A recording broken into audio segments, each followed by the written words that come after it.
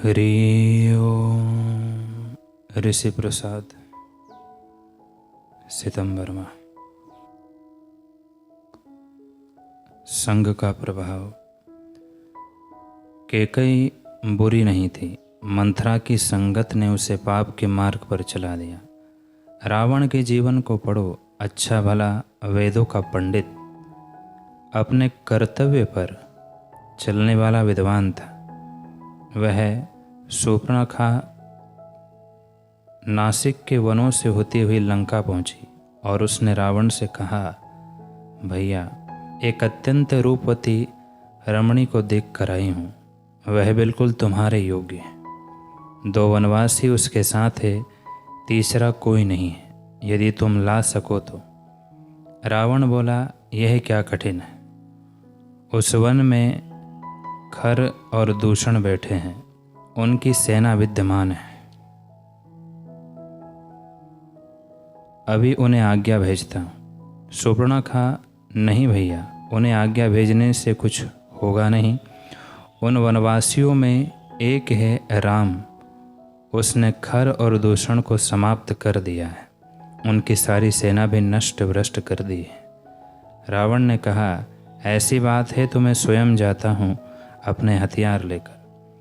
हथियार ले जाओगे तो भी कुछ काम बनेगा नहीं। राम और लक्ष्मण बहुत शक्तिशाली हैं। उस रूपवती सीता को लाना है तो इसके लिए छल करना होगा। तो क्या करूं?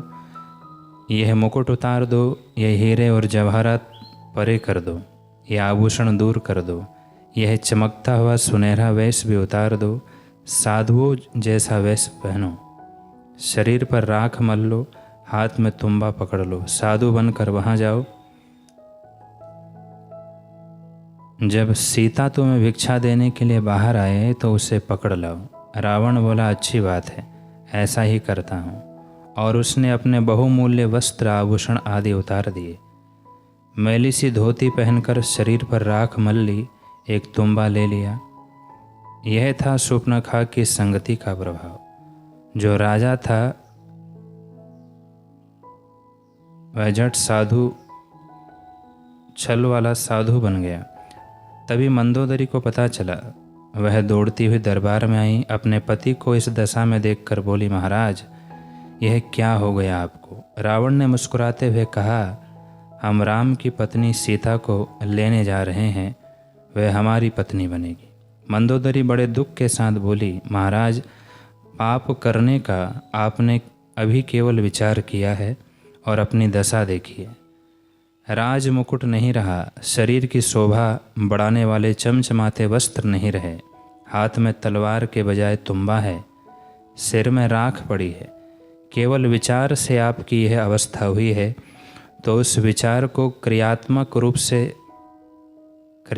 रूप देने से क्या होगा? संभव है कि आपका सारा कुल, लंका का यह सारा राज्य समाप्त हो जाए। संगति की शक्ति महान है। कुसंग और सत्संग मनुष्य का जीवन बदल देता है। रावण ने मंदोदरी की ना सुनकर शूर्पणखा की सुनी तो उसका सब कुछ नष्ट हो गया। और दूसरी तरफ विभीषण जी ने हनुमान जी, श्री राम जी आदि श्रेष्ठ जनों का संग किया तो वे राजा हो गए। साथ ही प्रभु भक्ति का अमिट धन भी पाकर धन्य हुए।